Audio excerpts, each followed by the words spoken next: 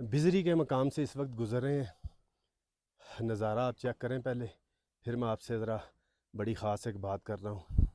खरफिक lake के लिए जा रहे हैं। ये आप एक स्पॉट देख रहे हैं, नीचे एक पत्थर है, उससे नीचे बड़ा पत्थर है।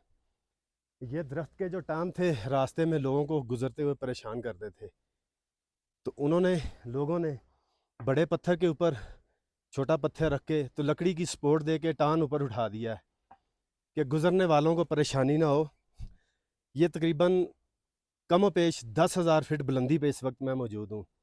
तो यहाँ पे भी इंसानियत का बहुत बड़ा ये एक सबूत है कि इंसान की कदर कैसे करते हैं, दरख्तों की कदर कैसे करते हैं और रास्ते में गुज़रने वालों को सहूलत किस तरह देते हैं।